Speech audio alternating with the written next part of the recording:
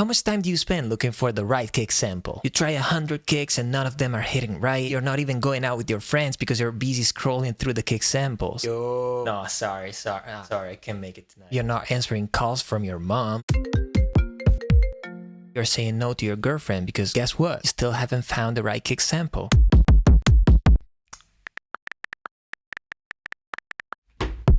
And I know sometimes you just want to steal that kick from that song that you love. What if I told you there is actually a way to do it? You don't believe me, right? So this is the final result. We're gonna go from this to this.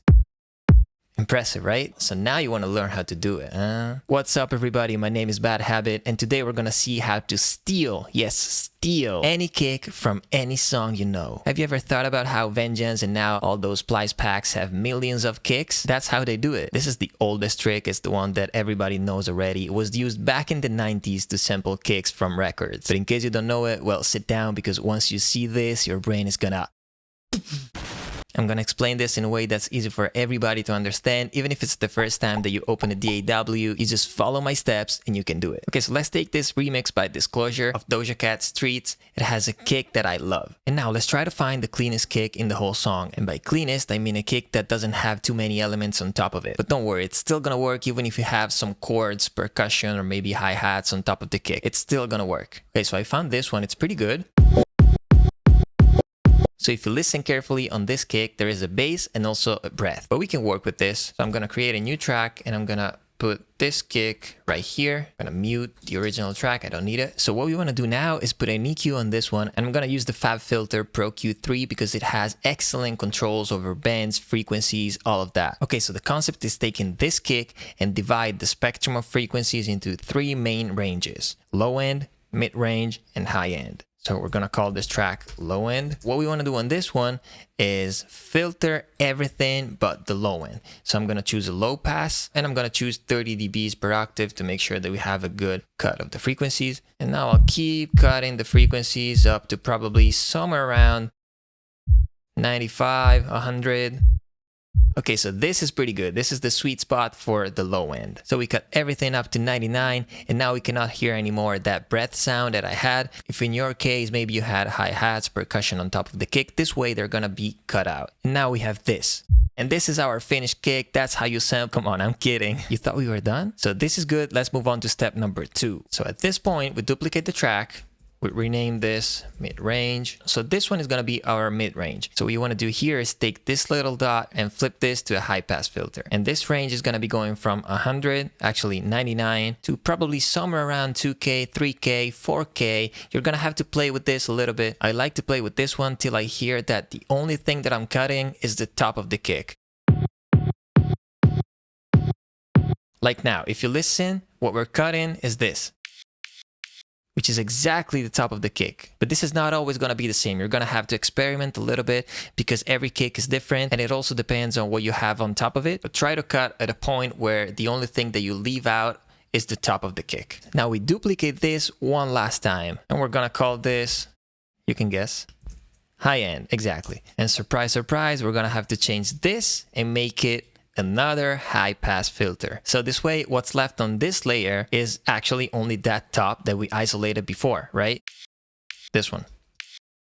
Okay, cool. Okay, so let me recap what we've done in simple words. We started from the green track, which had a busy kick that also had a breath and a bass on top of it. But then we separated the spectrum of frequencies into three main ranges: mids and highs. But if you think about it, if you put them together and you sum all of these frequencies that we have separated, we go back to that full spectrum. So we still have the full sound. But the difference is that now we have control over all three of the ranges, separated into three different tracks. And if you play it now, it's gonna sound exactly like before because, like I said, the spectrum of frequencies is still intact. But this allows us to keep the long tail of the kick in the low end because it's so filtered that you're not gonna hear the chords, the hi-hats, the percussion, whatever was on top of the kick, you're not gonna hear it anyway because it's filtered, right?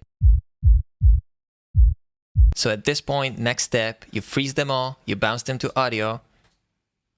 If we did it right, these are the only two tracks that still contain what's left of the chords, melodies, hi-hats, percussions, whatever was on top of the kick from the beginning. And to get rid of that, we can just cut them and start fading them out to the point where you cannot hear any of those elements anymore. So I'll start from the mid-range. We start from this, but we don't want that. We don't need this. The body of the kick is all here in the beginning, right? This is where the body of the kick is. So we don't need what comes after that. And we can just cut it and start fading it. Okay, that's perfect. We preserve the body of the kick and we don't have any more whatever was coming after that. High end now, we do the exact same thing. So I'll start cutting. Because as you can see from the waveform, this is where the top of the kick really is. Right here in the beginning. So I don't need any of this. Now I can just fade it out. Perfect. And if you want to, you can also fade out a little bit the low end if it's needed. I'll do it.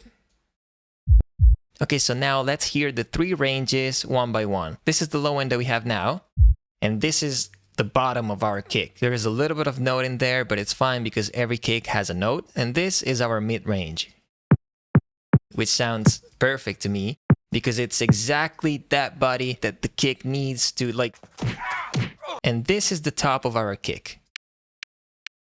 So now when you play them together, they sound like this.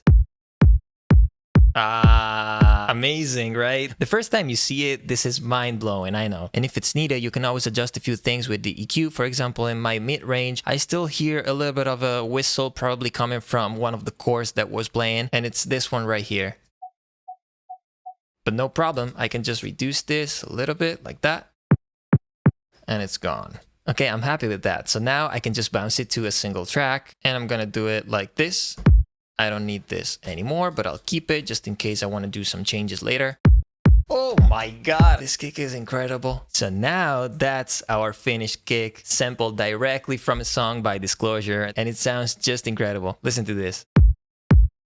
Woo! So thinking that we started from this, and we got to this, it's really mind-blowing to me. So every time that you're not sure about the kick of the song that you're working on, you can think of the reference that you're taking and try this method. I'm sure that this will help you a lot bringing your productions to the next level, and I hope I was clear enough explaining all this. But as always, if you have any questions or doubts, you can find me in the comments down below because I'm going to reply to every single one. And please let me know after you tried this how it came out for you. Now, thank you so much for watching. I hope you enjoyed this video. Hit the like button if you liked the video, subscribe in case you aren't already, and I'll see you in the next one.